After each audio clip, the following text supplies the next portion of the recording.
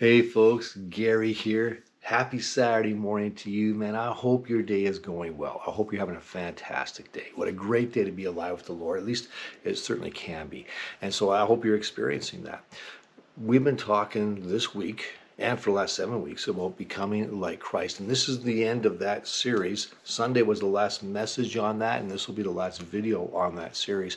And if you missed those messages, I'll post a link into wherever this video is going to our Spotify page or account or whatever it is, and you can listen to those messages at your leisure for sure.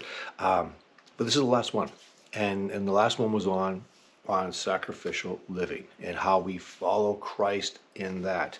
We looked at Ephesians chapter 5 and how Paul is telling us. He says, live a life, that imitates God. Imitate God, right? In everything that you do, right? Follow the example of Christ, who lived a life of love and compassion for those around him. So live that type of life so that you become more like Christ, that you reflect who Jesus is to this world in a really, really good way.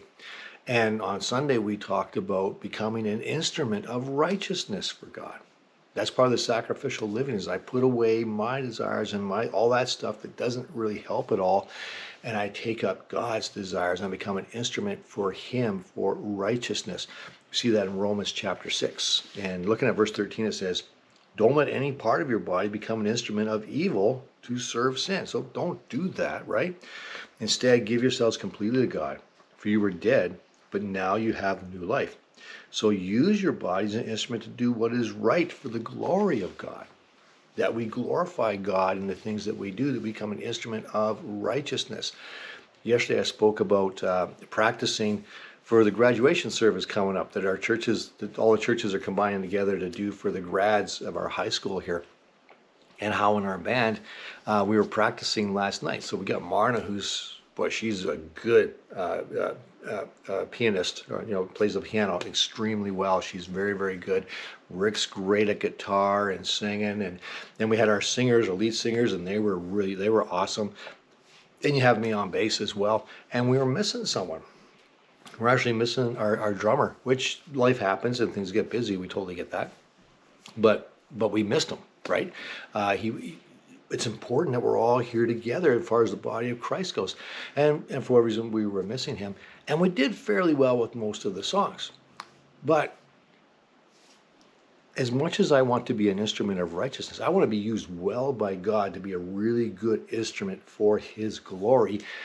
I saw that there was a vacuum, and I tried to fill that as much as I can by playing the bass and stuff. And I messed up some of those songs, because I wasn't hitting things in the right spot. I was trying to do too much in that, and I should have just stayed with what I needed to do instead of trying to fill that area. And because of that, it wasn't always a sweet sound that we had. There was some things that weren't quite meshing. That's a good metaphor for our lives. We need to trust God with what he has with us, and we need to imitate him and be instruments of righteousness, instruments that are well tuned, instruments that come in at the right time, instruments that play the right note, all those things. Why? So we bring harmony to it, but we also bring the attention to Jesus and who he is, and we represent him extremely well, instead of bringing the attention to ourselves because we're doing something we shouldn't do, which distracts from that. And then we're not used as an instrument in righteousness in some ways. We want to make sure we live a life that's given to Christ. And so that was the message for this last week. Tomorrow, we're going to talk about rainbows, which I think is going to be kind of awesome. And I hope you can join us. That'll be at New Life Community Church here in Whitewood. Yeah, and that's all I got for you today. Thank you for watching, and we'll catch you next week. Have a great day.